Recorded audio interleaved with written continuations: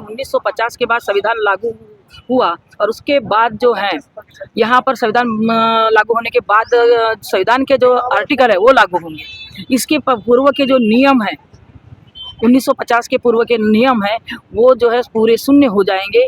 लेकिन हमें बहुत दुख होता है इस बात का। ये दुखद घटना है कि महाबोधि महाविहार बुद्ध गया में अभी भी 1949 का एक्ट चल रहा है जिसमें जो है असमानता है।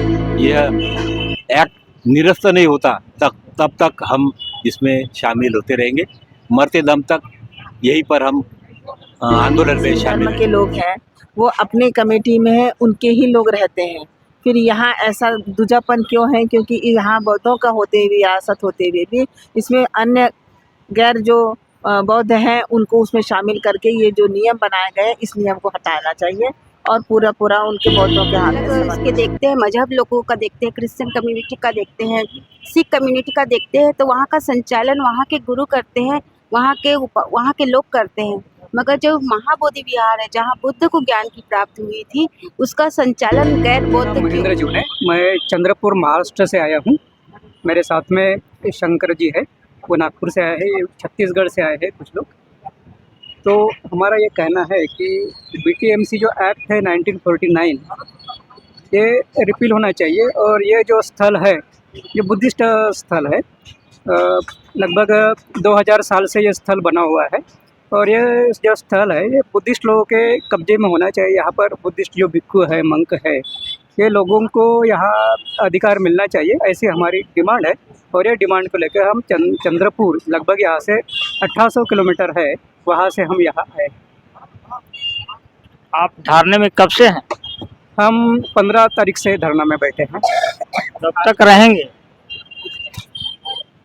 जब तक ये रिपील नहीं होता ये एक्ट तब तक हम ये धरना में।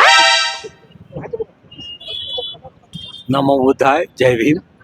मेरा नाम है शंकर राव ढेंगरे, नागपुर महाराष्ट्र से दी Buddhist society of India all India Buddhist forum के माध्यम से यहाँ पर जो महाबोधि महाविहार मुक्ति आंदोलन चल रहा है दिनांक 12 फरवरी से, हम यहाँ पर 15 तारीख से आंदोलन में हिस्सा ले रहे हैं।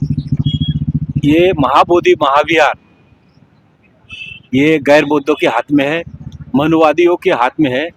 उनसे मुक्त करने के लिए जो बिहार सरकार ने संविधान बनने के पूर्व जो बिहार सरकार ने BT एक्ट 1949 बनाया है उसको निरस्त करने के लिए ये आंदोलन चल रहा है।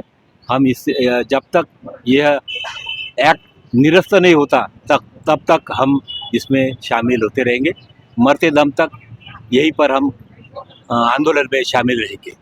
मैं सविता बौद्ध संकल्पी दुर्ग छत्तीसगढ़ से आई हूँ और दी बुद्धिस्ट प्रचारक विंग की संस्थापक हूँ और अभी फ़िलहाल जो है all India Buddhist forum Chhattisgarh जो यूनिट है उसकी अध्यक्ष हूँ। आप यहाँ क्यों आए? मैं यहाँ पर आई हूँ, यहाँ जो धरना प्रदर्शन हो रहा है, आंदोलन हो रहा है, महाबोधि महाविहार ब्राह्मणों के कब्जे में है, जहाँ पर 9 मेंबर्स की कमेटी है जिसमें 4 हिंदू 4 बौद्ध और वहाँ का DM एक ऐसा 5 हिंदू और 4 बौद्ध। इस 1949 एक्ट को निरस्त करने के लिए यहाँ धरना दिया जा रहा है। इसलिए हम लोग जो है छत्तीसगढ़ से टोटल 30 लोग यहाँ चले आए। 1949 को निरस्त करना है। इससे दिक्कत यह है सर जी, संवैधानिक तौर से अगर हम देखें तो भारत का संविधान कहता है कि 1950 के बाद संविधान लागू हुआ और उसके बाद जो है यहाँ पर संविधान लागू होने के बाद संविधान के जो आर्टिकल है वो लागू होंगे। इसके पूर्व के जो नियम है 1950 के पूर्व के नियम है वो जो है पूरे शून्य हो जाएंगे। लेकिन हमें बहुत दुख होता है इस बात का। ये दुखद घटना है कि महाबोधि महाविहार बुद्ध गया में अभी भी 1949 का एक्ट चल रहा है जिसमें जो है असमानता है।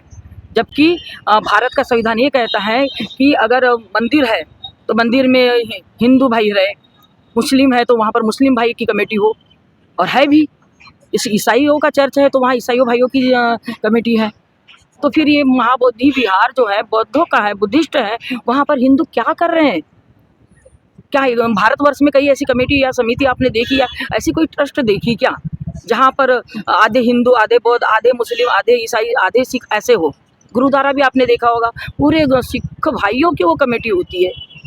तो हम चाहते हैं कि महाबोधि महाविहार में पूरी कमेटी में जितने भी मेंबरान हो वो बौद्ध हो। हम लद्दाख से आए हैं जी, पता नहीं था, अब जो ना अभी अभी पता चला है कि कल परसों ही पता चला। आप बुद्धिस्ट हैं? हाँ हम बुद्धिस्ट से जी। फिर आप आकर के धरना में बैठ गए। हाँ आज हम धरने में, कल भी बैठा था, आज भी बैठा हूँ धरने में। क्या आप बौद्धों के साथ मिलकर के काम करना चाहते हैं? हाँ बुद्धों के साथ तो मिलकर काम करना चाहता हूँ हम जो ना।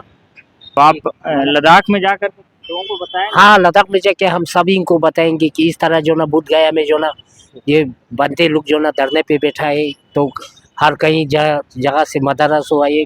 आपके दो बनते जी का तो स्थिति खराब है। हाँ उनके साथ तो थोड़ा सा मतलब ठीक नहीं है। मेरा नाम है विजया बौद्ध। मैं छत्तीसगढ़ दुर्ग जिले भिलाई से आई हूँ और इस धरने के बारे में हमने जो पहले पटना में ज्ञापन दिया था उसमें भी शामिल हुई थी, उसमें भी आई हुई थी।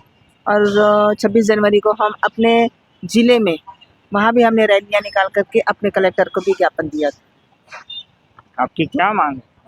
जी हमारी मांग यह है कि यह जो महाबोधि महाविहार है ये बौद्धों के हाथ में आना चाहिए, क्योंकि जैसे किसी भी धर्म के लोग हैं वो अपने कमेटी में है, उनके ही लोग रहते हैं।